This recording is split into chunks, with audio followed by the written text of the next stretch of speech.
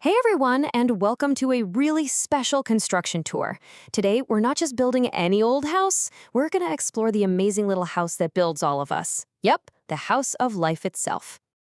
So let's just dive right in. Have you ever, looked at your own hand or maybe your pet or even just a flower outside and thought, what are we actually made of? What's the number one most basic building block for all of life? Well, think about it like this. Imagine a huge brick wall. It looks like one solid thing, right?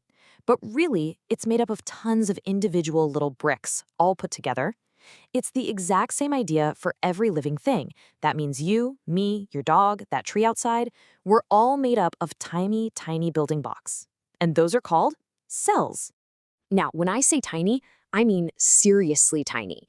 They're so small that you can't see them with just your eyes. No way. To get a peek into their world, we need a special tool, kind of like a super-powered magnifying glass. It's called a microscope.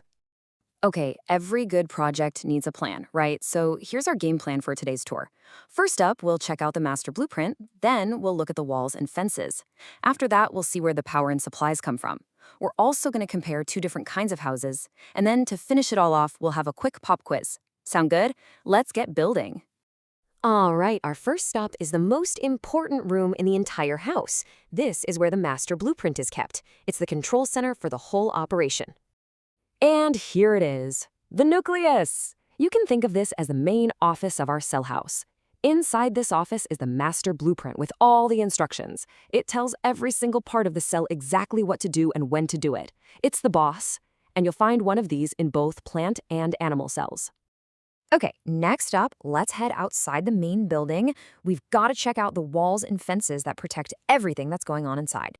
Okay, this part is really, really important, so listen close. On one hand, you have the cell wall. This thing is like a super strong, thick brick wall. It gives amazing support and a really solid shape. But, and here's the kicker, only plant cells have this extra strong wall. On the other hand, we have the cell membrane. Think of this more like a fence with a security gate. It surrounds both plant and animal cells, and its job is to control what goes in and what goes out. Only the good stuff gets a pass. All right, we made it past security. We're officially inside the house. Now it's time to check out where all the power and supplies come from that keep this place running. So the very first thing you'll probably notice in here is all this kind of jelly-like stuff that fills up the entire space. This is the cytoplasm. It's basically like the air and the floor inside our house. All the other important parts of the cell, you can think of them as the furniture and appliances, are just kind of floating around in here. But wait a second. You've got the main office making decisions, the security gate opening and closing, all these different jobs happening. That must take a lot of energy, right?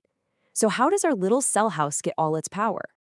It gets it from right here. Meet the mitochondria, famously known as the powerhouse of the cell. This is literally the power generator for our house. It takes the nutrients and turns them into pure energy that powers everything the cell needs to do. It's so important that you'll find these little power packs in both plant and animal cells. Now, plant houses have a couple of extra special rooms that animal houses don't. First up is the chloroplast. The best way to think of this is like a solar-powered kitchen, and you only find it in plants. It uses sunlight to cook up its own food. It's actually what makes plants green. Then you've got the vacuole, which is basically a storage tank. And here's another key difference. Plant cells have one giant tank for storing water and food, while animal cells just have a bunch of little storage closets.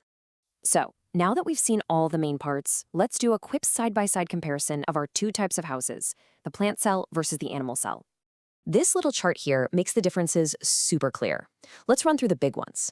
Does it have that strong brick cell wall? That's a yes for plants and a no for animals. What about that cool solar-powered kitchen, the chloroplast? Again, yes for plants, no for animals. And how about storage? Plants have that one giant vacuole, while animals have lots of small ones. See? Totally different floor plans. Wow, you have all been an amazing construction crew on this tour.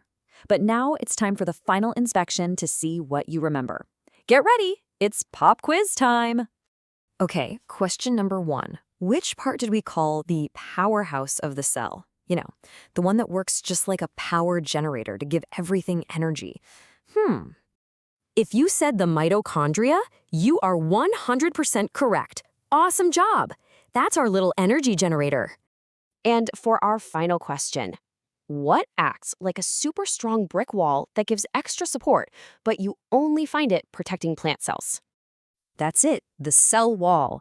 Fantastic work, everybody. You totally passed the inspection. So we learned that every living thing is built from these incredible tiny houses we call cells. And that leaves me with one last big question for you to think about. If your own body is made of trillions of these amazing little houses, what incredible things are you going to build? Thanks for joining our tour today.